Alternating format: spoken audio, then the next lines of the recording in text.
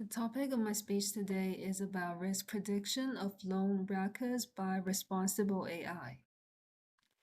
We know AI-powered risk assessment models have become integral to modern finance, but their lack of transparency often raises concerns about fairness, accountability, and regulatory compliance. And our presentation will focus on these three problems today. First of all, how our model will predict loan defaults. The second question, how we ensure explainability using XAI methods. And the third problem is business and ethical implications. And to begin with, we start our data analysis by data preprocess. We pre-process our data by handling missing values, by inputting missing values using median imputation, feature encoding. We convert categorical variables using one-hot encoding, feature scaling, drop outliers, and also feature selection. We use RFE with random forest and XGBoost to identify the top 5 predictors, and we can see from this picture that these top 5 predictors are interest rate, installment amount, annual income, earliest credit line, and loan title. And let's have a look at our codes. And we first import these necessary libraries. And this is our data. Our loan default prediction model was built using historical loan data, including some borrower demographics, financial indicators, and some loan terms. And these are all the variables. And we handling the missing values.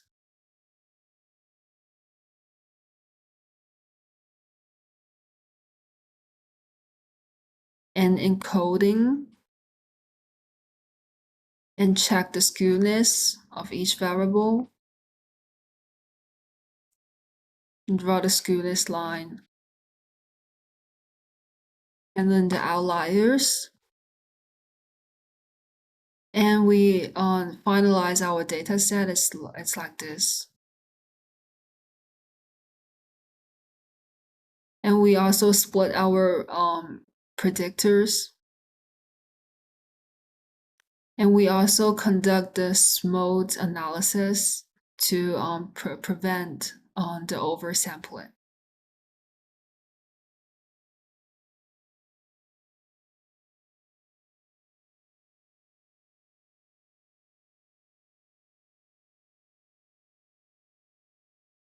And these are the feature importance parts I mentioned before.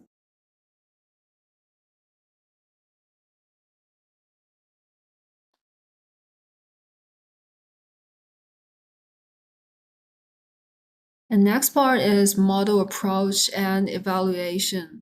And in this part, we train 4 machine learning models. The baseline is logistic regression, and also tree-based models include random forest and XGBoost and linear kernel support vector machine. And the final model we select is the logistic regression. Because it has the highest accuracy, and among all these three, the AUC amount is the highest of the logistic regression. And we also fit PyCaret classifier on the training data and conduct confusion matrix, and we found that accuracy equals to 0.61.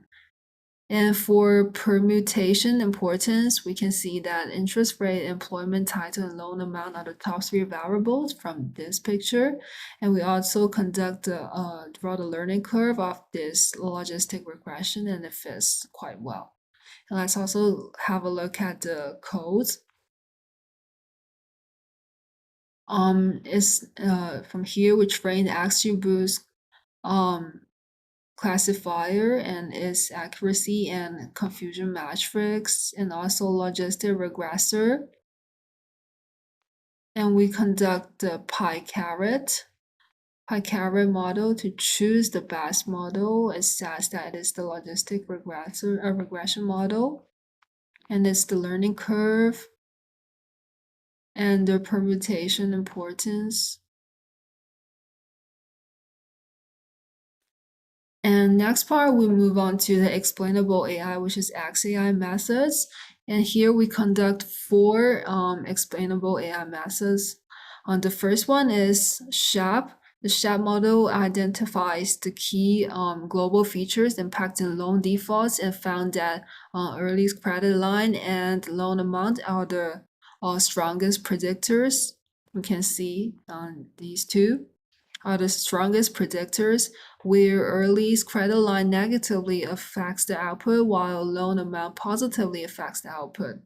And this one is the Lime model. Lime model provides individual level explanations for loan approvals or rejections. The model predicts no default with 54% probability, primarily because the applicant has a long credit history and a reasonable loan amount. High interest rate and employment category slightly increase default risks. And this one is the PDP model, and this one is the ICE model. These two models show how feature variations influence model predictions.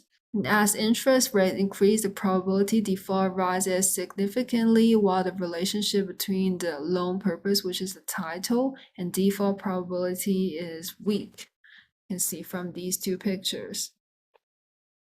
And so to ensure transparency and trust, all these four explainable AI models are used to realize this. And we also take a look at the codes. This is the SHAP model and the plot, the line model and the plot.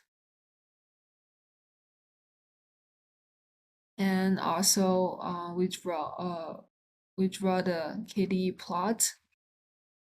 And this one is the PDP model. This one is the two-dimensional partial PDP model. And this one is the ICE model and its plot. We also conduct the decision tree classifier to plot the trees, and the picture is shown below.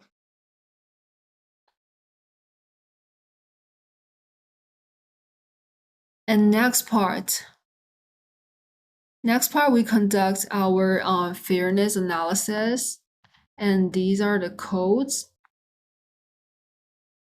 And this one is the result. We can see that our fairness analysis focus on loan grade as the sensitive feature, as different loan grades may lead to disparate approval rates.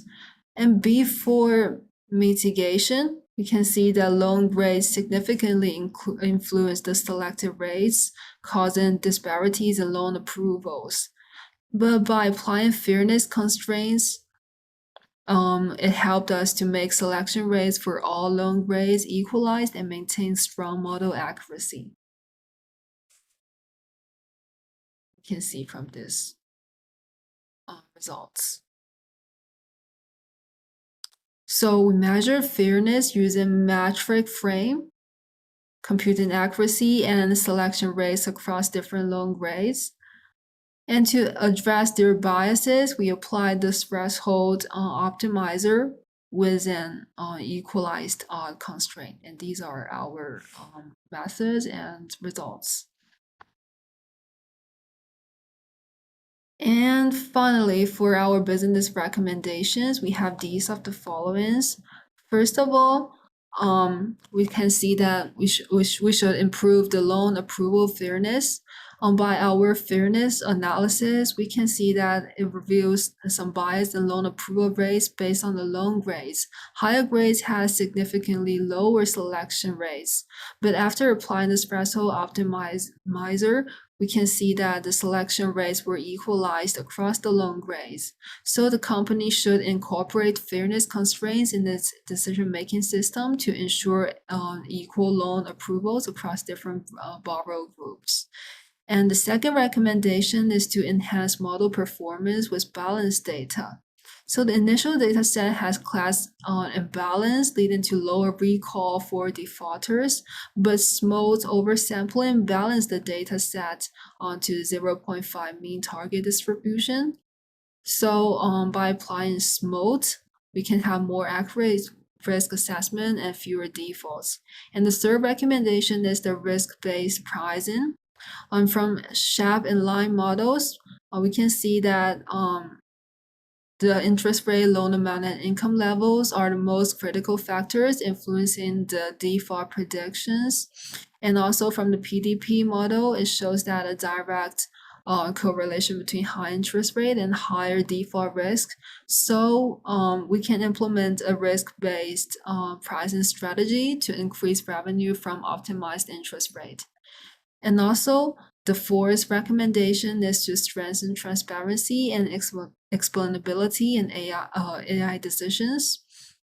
The Lime explanation demonstrates why individual applicants were classified as defaulters or non-defaulters, and also SHAP values the global insights into key predictors affecting the loan decisions.